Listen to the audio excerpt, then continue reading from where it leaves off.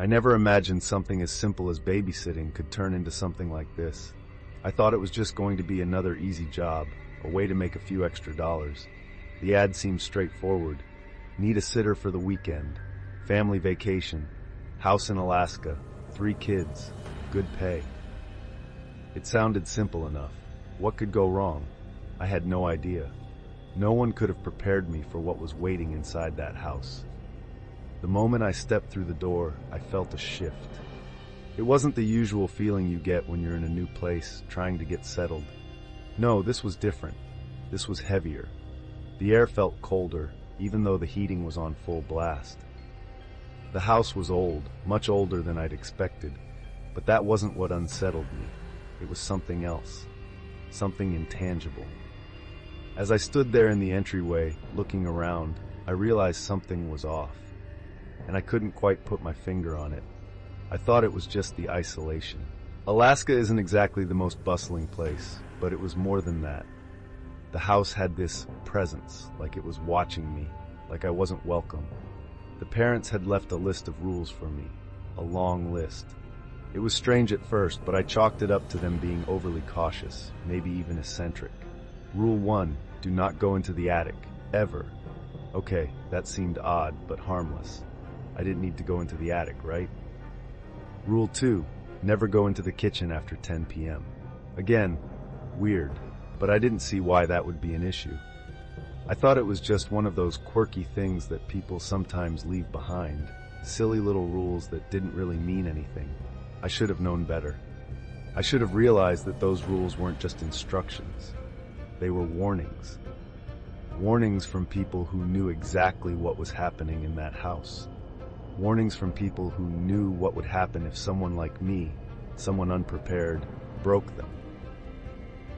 It started small. The kids were quiet, too quiet. The oldest, a boy named Thomas, stared at me the entire time.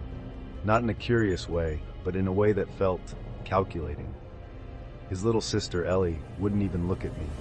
She seemed to be afraid of me, or maybe afraid of something else. I couldn't tell.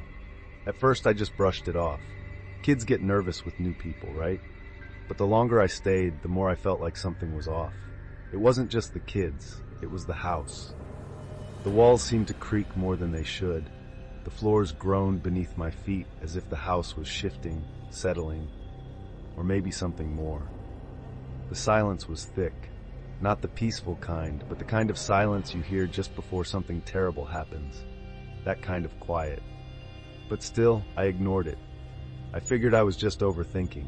After all, it was just a babysitting gig, right? Nothing more. Then it happened. The first night, around midnight, when I thought everything was calm, I heard something. It started faintly, soft footsteps like someone was walking through the house. I froze, expecting one of the kids to be out of bed, but when I checked, they were both sound asleep. I thought it was just the house settling, just my imagination running wild. But it happened again the next night, and the night after that.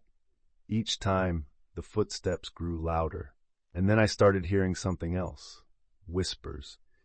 Low, almost imperceptible murmurs that sounded like voices coming from nowhere, just a few inches from my ear. Every time I turned around to check, there was nothing. The rules I had read about earlier suddenly didn't seem so silly. They seemed necessary, and now I was starting to realize why. I remember the night it all clicked. It was the night I broke the second rule, the one about the kitchen. It was late, around 10:15 p.m., and I was thirsty. I had been trying to ignore the strange sounds, the whispers, but I couldn't anymore.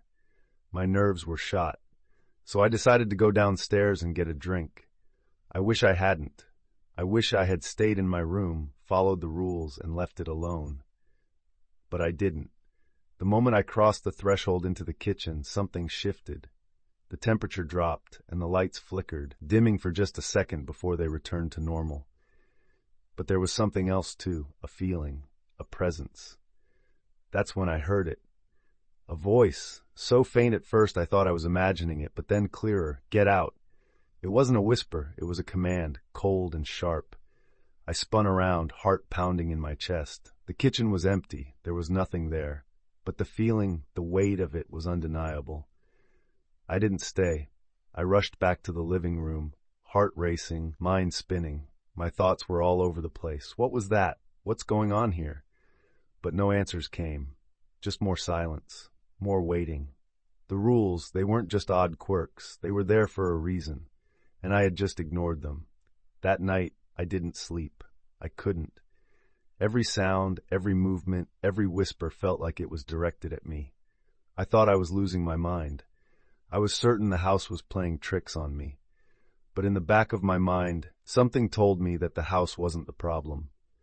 I was the problem. I had broken the rules. I had done exactly what I was told not to do. And now I was paying for it. The next morning, the parents came home. Everything seemed fine. The kids were acting like nothing had happened, like the house was just normal. But I knew better. I knew something was wrong. I could still feel it, deep down, something dark and cold that I couldn't escape. I wish I could say I left, but I didn't. I didn't want to seem paranoid, but I couldn't forget what I had felt, what I had seen. The rules weren't just there to keep me safe. They were there to keep something else in check. And I had crossed the line. I thought I was done. I thought I was out. But I wasn't. Not really. Let me tell you a little bit about me.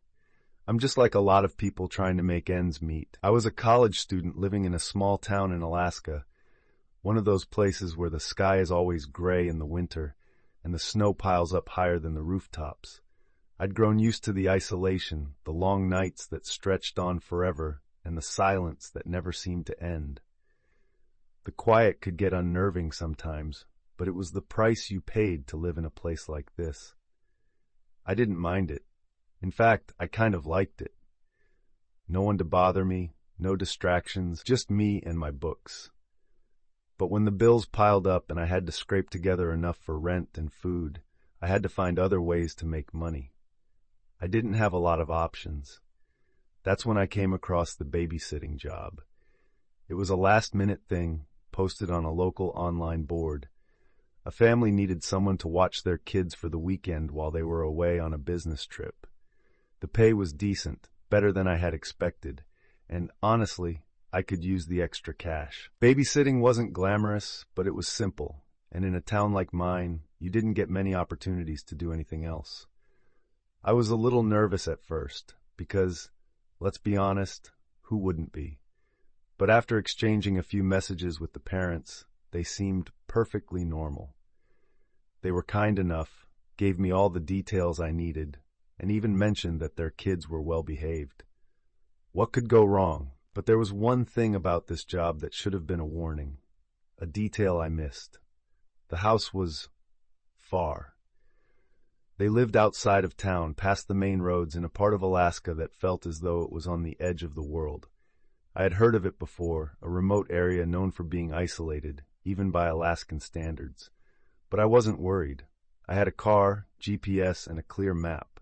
The family said they'd be back Sunday evening. It was only a 2-night gig. I figured, how bad could it be? When I finally arrived, the house was different. It wasn't what I was expecting at all. From the photos they'd sent, it looked like a nice, well-kept house, big but not too big, situated on a small piece of land, surrounded by trees. But when I pulled up, it felt off. The house loomed before me, like something ancient. The wood, while polished and cared for, had a weathered look, as though it had been standing for far longer than any of the townspeople could remember. The snow had piled up around the property, a thick, suffocating blanket that made the house look even more isolated. It was strange how quiet it was. Normally in Alaska, you'd hear the wind howling, the sound of trees creaking under the pressure of the storm.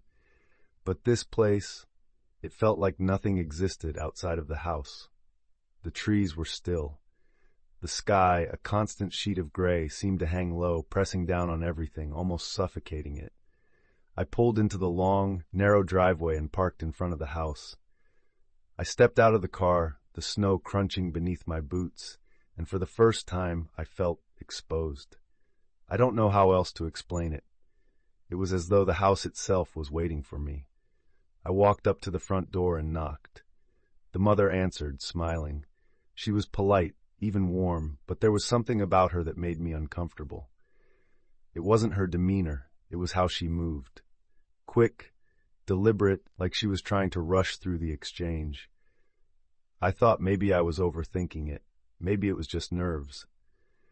She handed me the keys and briefed me on the kids, giving me a rundown of their schedules. But then she gave me the list of rules. I remember looking at the sheet of paper, reading over the strange instructions. Do not go into the attic. Never go into the kitchen after 10 p.m. Do not open the back door. Do not leave the lights off at night. I thought it was odd, sure. But she seemed so matter-of-fact about it, like it was just routine. She told me the kids were already asleep and that they had their own little habits, but nothing out of the ordinary. I thought to myself, this is just a quirky family, no big deal. The father, who had been standing quietly in the background, just nodded and smiled at me, saying he'd be back Sunday evening. That was it. No warnings beyond that, just a short, strange list of rules that I tucked into my pocket and dismissed. After all, it was just babysitting, right? But as I entered the house, I couldn't shake the feeling that I had stepped into something much larger than I had anticipated. The hallway stretched far longer than it should have, the floorboards creaking as if they were trying to speak to me. The air was cold, but not from the outside. It was an unnatural cold, like it had settled into the walls, into the very floor beneath my feet. I thought I was just imagining things, but then I noticed the kids. Thomas, the oldest boy, was sitting in the living room when I walked in. He didn't say much, just stared at me. It wasn't the usual curiosity you'd expect from a kid seeing a new babysitter. His eyes were dark, too dark, like they were hollow, absorbing everything around him without a single blink. Ellie, the younger girl, was nowhere to be seen at first, but I could hear her giggling faintly from upstairs. Her laugh was high-pitched, almost too high, like a recording on a loop.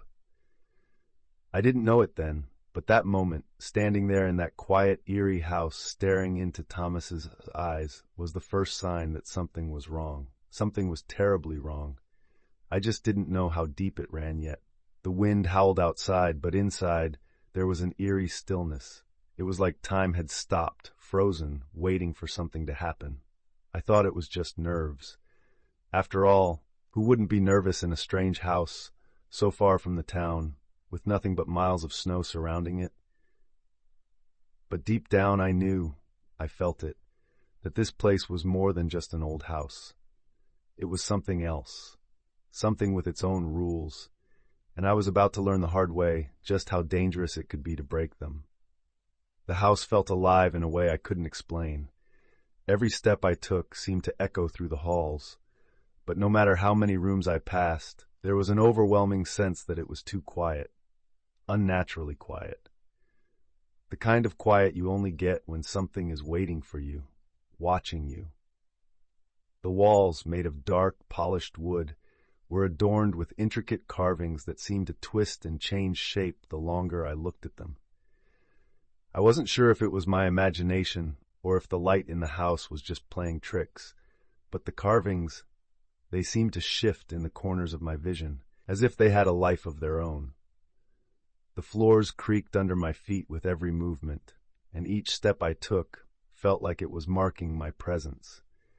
But even with the floorboards groaning beneath me, there was something unsettling about the silence. It wasn't the peaceful kind of silence you might find in a cozy home. It was the kind of silence that wrapped itself around you, pressing in on all sides, filling the room with a sense of unease. It felt like the house had been waiting for me, like it had been holding its breath, and now I had entered, disturbing the stillness, breaking the calm. Despite the warmth from the fireplace, there was an unnatural chill in the air. It wasn't cold, per se. It was more like the temperature had dipped just enough to make you uncomfortable without you being able to pinpoint why. I could feel it in my bones, a biting cold that wasn't from the outside, but seemed to emanate from the walls themselves. The fire crackled, throwing dancing shadows across the room, but the warmth from the flames did little to chase away the oppressive cold that seemed to cling to every corner. It was as though the house itself refused to allow you to get comfortable. I turned my attention to the windows. Thick, heavy curtains covered every one of them. I couldn't see outside. It was almost as if the house didn't want to let the world in, shutting out the blinding snowstorm and the dark, cold night beyond. There was no sign of life beyond those windows, no distant lights or movement. It felt like the house existed in its own world, cut off from everything else. The windows were so tightly shut that I couldn't even feel the wind outside. The air inside was stale, like it had been trapped in the house for years, unable to escape. It didn't smell musty or decayed, but it wasn't fresh either. It was stagnant.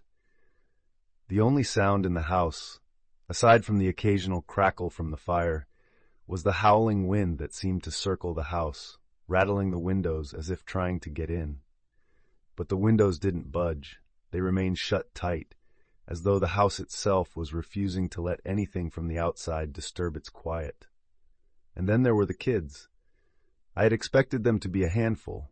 After all, I was there to babysit, but they were nothing like I imagined. They were strange. They were too quiet. Too quiet. I hadn't heard a peep from them since I arrived, aside from the brief moment I saw Thomas in the living room. The boy, Thomas, was 12, older than I was used to dealing with. He sat in the corner, watching me with an intensity that made my skin crawl. He didn't say much at first, just stared at me from across the room. His eyes were dark, too dark, and when I glanced over at him, he never blinked. It was like he was studying me, evaluating me, watching me for some reason I couldn't fathom. I tried to make small talk, asking him if he wanted to do anything, but he just shook his head, his eyes never leaving mine. He didn't smile, didn't frown, he simply stared.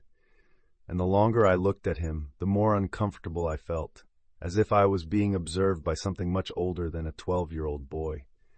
His face was too serious, too knowing. He seemed too aware of the house.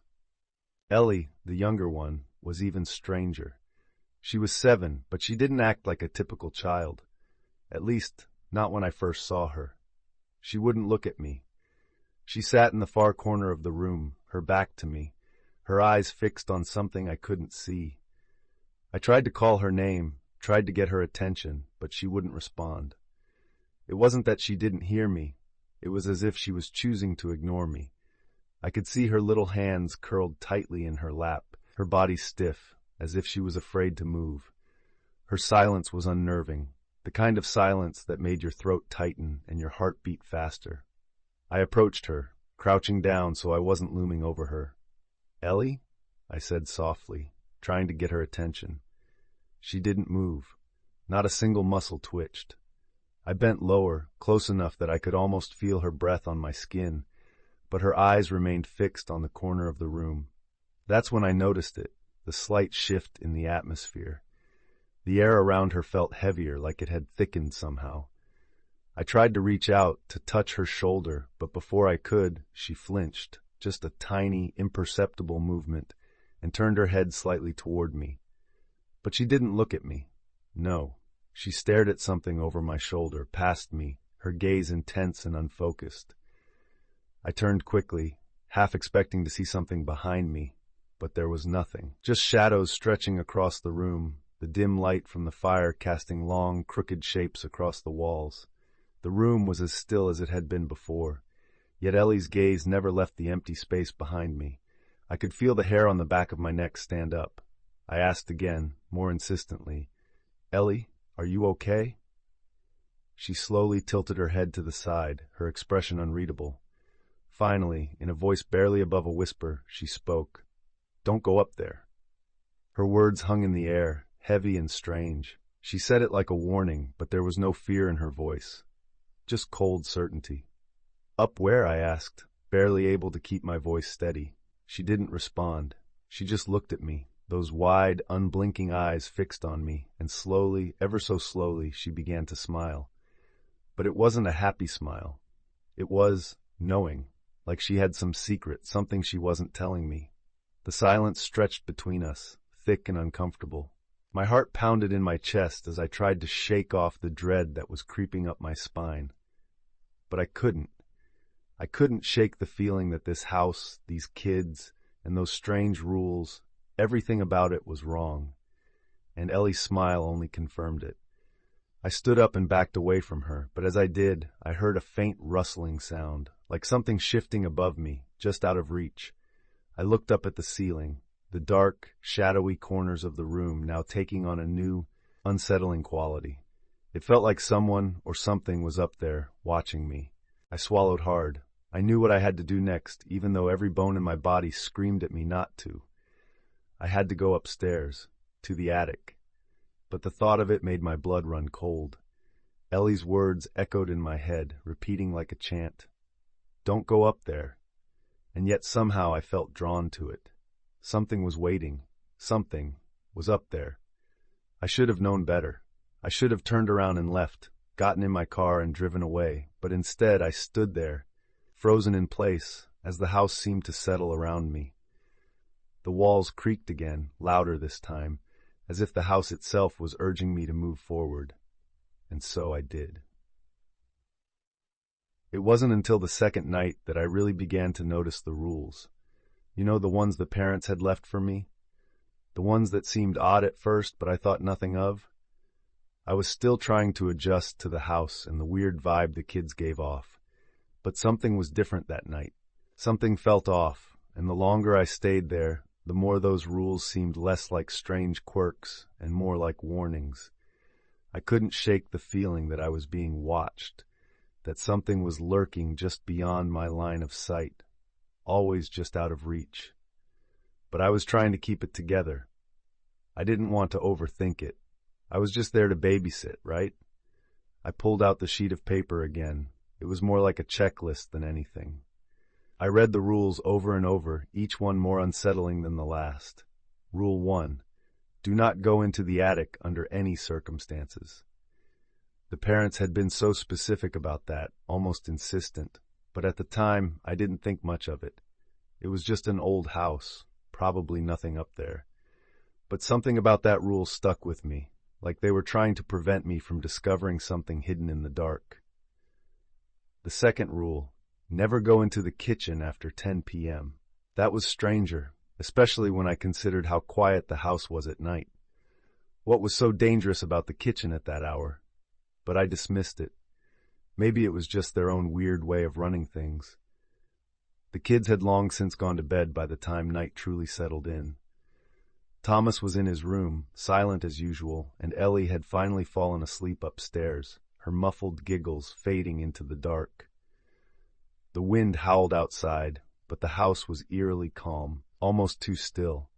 It was around 9:45 p.m. when I first heard it, the faintest sound, something light and soft, almost imperceptible, but enough to make my pulse quicken. Footsteps. Upstairs. I froze. It was so faint at first, I thought maybe I had imagined it, but no, there it was again, a soft tapping against the floorboards above me, the unmistakable sound of footsteps. I glanced at the clock. 9:47. Just before the hour. The house was quiet except for that strange noise. The footsteps weren't hurried or frantic, just slow, measured, like someone walking with purpose. But there was no one up there. I checked. I had seen both kids go to their rooms earlier, and there was no reason for anyone to be up there. I stood up, my heart pounding in my chest, and made my way cautiously toward the stairs, hoping it was just the house settling. But when I reached the bottom of the staircase, I stopped dead in my tracks. The hallway at the top was empty. Nothing moved, not a single shadow. I called out to the kids, half expecting them to be playing tricks on me, but there was no answer. I made my way up the stairs slowly, my steps barely making a sound. The closer I got to the kids' rooms, the more the floorboards creaked beneath me, betraying my every move. I reached the top of the stairs and peered down the hallway, but it was just as quiet as before. I knocked gently on Thomas's door. No response. I pushed it open slightly, just enough to peek in. The room was dark, save for the dim light from the hallway creeping through the cracks. Thomas was in bed, lying perfectly still, eyes closed, as though he hadn't moved an inch. Confused, I closed his door softly and turned to check Ellie's room. When I opened her door, the sight nearly made my heart stop. She was sitting on her bed, wide awake, staring straight ahead, her hands folded neatly in her lap. But it wasn't the fact that she was awake that unsettled me. It was how still she was, how rigid her posture was. Her head was tilted just slightly to one side, as though she was listening to something far away. She didn't look at me, didn't acknowledge my presence at all. I hesitated for a moment, but then whispered, "Ellie, what are you doing?" Her lips parted just a fraction, and in a voice that was too quiet, too steady, she whispered back, "Don't go into the kitchen." Her words hit me like a slap. The same warning she had given earlier, and I hadn't even realized it until now. It was the same voice, the same certainty, as if she knew something I didn't. And for the first time, I felt an icy chill crawl up my spine. I turned away quickly, my nerves fraying. I didn't even look back. What was she trying to tell me? Was she talking about the house, about the kitchen? Or was there something else, something darker, that I wasn't seeing? I went back downstairs, my thoughts racing, trying to make sense of everything. I thought maybe I had imagined it.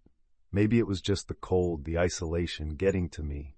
But then I heard it again, the faint sound of footsteps, but this time it was closer, just outside the living room. I spun around, my pulse quickening, but there was no one there. I checked the time again. 10 p.m.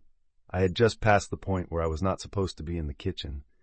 But the kitchen door, the one I had been told to avoid, was slightly ajar. I didn't open it. I swear I didn't want to. I wanted to walk away, to forget the rules, to ignore the whispers of warning in my head. But my feet moved on their own. I found myself stepping forward, the cold wooden floor beneath me seeming to drag at every step, pulling me closer to the door. The moment I crossed the threshold into the kitchen, I felt something shift. The air felt heavier, like the temperature had dropped another 10 degrees. The silence was suffocating.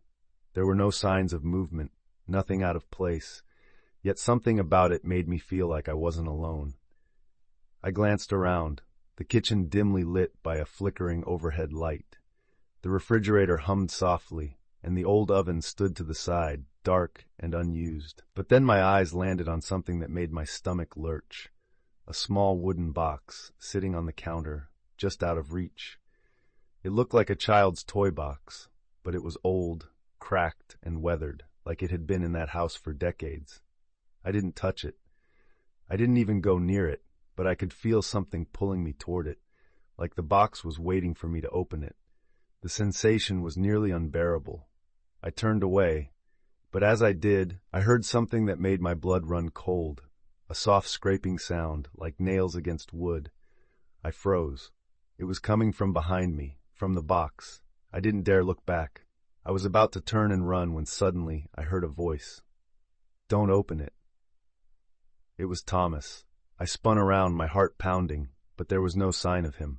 I was alone in the kitchen, and that's when the door slammed shut behind me with a deafening bang. My breath caught in my throat as I realized the house had just trapped me inside, and I was not alone. By the third night, I had come to realize that things were no longer just strange or uncomfortable. They were escalating. I couldn't ignore it any longer. The house, the kids, the strange rules, they were all connected, and the deeper I got into it, the more I understood that I was caught in something far beyond my control. The whispers had grown louder, the flickering shadows more pronounced, and I had started noticing things I hadn't before, symbols, marks, etched into the walls in places I had never seen. Small chalk drawings, like crude sigils, scrawled on the door frames, the walls, and even the floors. At first I thought it was just dirt, or maybe a mistake made by the kids. But the more I looked, the more I realized that these marks weren't random. They had a pattern. They were deliberate, and they were everywhere. I tried to ignore it. I told myself it was just my nerves. But the longer I stayed, the more the house seemed to react to my presence. Every time I moved, every time I took a step, there was a subtle shift, like the walls were leaning in, watching me, waiting for me to break one of the rules. I had to keep reminding myself not to go near the attic, not to enter the kitchen after 10 p.m. And yet, despite my fear, I could feel myself slowly unraveling, breaking down piece by piece. That night, 3 a.m., the air colder than ever, I made a decision. I had to know what was going on. The walls, the kids, the rules. I had to understand. I couldn't stay trapped in this house any longer, caught in a web of unknowns. So when I heard the wind howl louder than ever and the house creak like it was shifting on its foundation, I walked into the kitchen. I didn't think twice. The door was still cracked open, just like the last time. I couldn't stop myself. Maybe it was curiosity. Maybe it was fear. But whatever it was, I crossed the threshold of that cursed kitchen. The moment my foot hit the floor, the temperature dropped, a freezing cold that went straight through me. My breath came out in fog, clouding the air around me as I stepped deeper inside. The flickering light above me buzzed, casting strange, erratic shadows across the room. My heart hammered in my chest. I was shaking, my hands, my legs, and then I heard it. A voice, a whisper. At first it was faint, almost too quiet to hear, but then it came again, louder, clearer. I know you hear me. The hairs on the back of my neck stood up. The voice was coming from inside the walls, as if the house itself was speaking to me. I couldn't move, I couldn't breathe. The room seemed to close in on me. The whisper grew louder, more insistent, until it was right beside my ear, echoing in the dark. Come closer. I didn't want to. I wanted to run. But something inside me, the same thing that had made me come here in the first place, forced me to take another step. And as I did, I saw it. A figure standing at the far end of the kitchen, partially hidden in the shadows. It was tall, impossibly tall, and its outline seemed to shift and blur like it wasn't entirely real. The moment I saw it, the temperature plummeted even more. The air grew thick and heavy, making it hard to breathe. I couldn't look away. The thing, it wasn't human. It was too pale, too tall. Its skin was like paper, thin and translucent, as though it had never seen sunlight. I could barely make out its features in the dim light, but what I did see made my stomach churn. Its eyes, those eyes, were empty, black as midnight. Not the kind of black you see in a person's pupils. No, these eyes were like a void. A black so deep that it felt like they were pulling everything in, like they were swallowing all the light around them. It wasn't just that it had no soul. It was beyond human comprehension. Those eyes were the kind of black that made you feel like you were looking into the abyss itself. I took a step back, but the thing's gaze followed me, locking me in place. My legs felt like they were made of lead, my heart thundering in my chest. I couldn't move, I couldn't scream. It was as if my whole body had been paralyzed by the weight of that presence. I wanted to run, but I couldn't. The whispering continued, swirling around me, getting louder, more frantic. The voice seemed to come from everywhere at once, inside my mind, inside the very air I was breathing. You should have never come here. You should have never broken the rules. I turned, desperate to get away, to escape the suffocating grip of that horrible voice, but just as I reached for the door, something shifted. The kitchen door slammed shut behind me with a deafening bang. The lights flickered again, going completely out for a moment, plunging me into darkness. I could hear it, something moving, skittering across the floor, something crawling towards me from the shadows. I didn't dare look. I didn't need to. I could feel it coming closer, its presence almost tangible in the air. Suddenly, the whisper stopped. The house was silent. Then from the darkness I heard a soft sound, a faint tap, tap, tap, like something dragging across the floor. It grew louder, coming from the far corner of the room, and that's when I saw it. At first, I thought it was my mind playing tricks on me, but no. There, in the corner, barely visible in the gloom, was the silhouette of something else. A figure, hunched and crawling, dragging itself slowly across the floor, its face twisted in agony. Its skin, its decayed skin, was the same pale, almost translucent color, but its body was wrong, twisted, contorted in unnatural ways. I could see its fingers, too many fingers, gripping the floorboards, pulling itself towards me. Its head tilted to one side, and I could feel its empty gaze lock onto mine, the blackness in its eyes reaching into my very soul. I couldn't breathe. My heart was pounding so hard I thought it would break through my chest. My whole body was frozen in place, but somehow my legs found the strength to move. I turned and ran. I slammed into the door, my hands fumbling for the handle, but it wouldn't budge. It wouldn't open. That's when I heard a scream, Ellie's scream. It wasn't a normal scream. It was something else, something primal. I turned to the stairs, but I couldn't see anything through the dark. The sound came again, louder now, more desperate. Help me! I didn't think. I didn't stop to consider the danger. I didn't even think about the rules. I just ran. I pushed the door open with every ounce of strength I had, my heart racing in my chest as I made my way up the stairs. But when I reached the top, I stopped dead in my tracks. The attic door was wide open. I didn't remember hearing it creak open, but there it was, standing ajar. The same attic that I had been warned about, the one that was never supposed to be opened. Something was waiting inside, something alive. I was drawn to it, pulled toward it like a moth to a flame.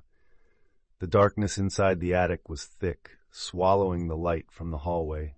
But I knew that whatever was up there was connected to everything, to the house, to the children, to me. It was the heart of it all. I stepped closer, my hands trembling, my breath coming in shallow gasps, and just as I crossed the threshold into the attic, I heard it.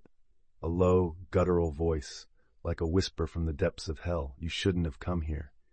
And then, nothing. The darkness closed in, and I saw it. I saw them, not one, but many. Figures all standing in the shadows, their eyes, those empty black eyes, watching me. Their faces were gaunt, skeletal, as if the life had been drained out of them. They were tall, taller than any person should be, and their limbs twisted unnaturally, like they had been forced to grow in ways they shouldn't have. And at the center of them, there was something far worse, far darker. The thing that had been controlling everything. It was not human. It was something ancient, something beyond time, and it was staring at me now. I couldn't breathe. I couldn't scream. And then the house closed in on me. And that was when I realized the rules were never meant to keep me out. They were meant to trap me in. I ran. I didn't care about the stairs, the attic, or the monsters lurking in the shadows. My legs moved faster than they ever had before, my body trembling with the sheer will to escape. I had no clear destination, no plan, just an overwhelming drive to get out of that house, out of its grasp, before whatever had been watching me found a way to make me a part of it. The air was thick with the feeling that something was chasing me, but no matter how fast I ran, I couldn't shake the sense that it was always right there, just behind me. I could hear the low, echoing sound of those whispers again, but they weren't coming from the house anymore. They were in my head. Inside me, like the house itself had planted them there, making them a part of my thoughts. I didn't know how I made it back downstairs. I wasn't thinking anymore. I was just running on instinct. My pulse was pounding in my ears, and I could feel the cold seeping into my bones, even though the house should have been warm. The air was heavier now, and the house seemed to stretch out endlessly in front of me, as if it had grown bigger while I wasn't paying attention.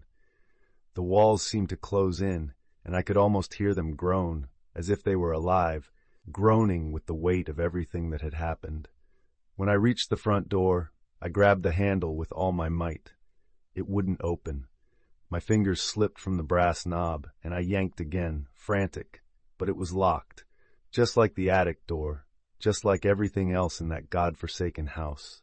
I screamed, pulling on the handle until my hands bled, but it wouldn't give. I turned, looking for another way out. But the windows, they were sealed shut. It was like the house itself had become a prison, a living thing that was trapping me inside. The silence grew, but this silence was different. It was not the quiet of an empty house. It was the quiet of something watching, waiting, just behind the veil. I could feel it closing in on me from all sides, and it was suffocating. And then, just as quickly as it had begun, everything stopped. The air lightened. The house grew still.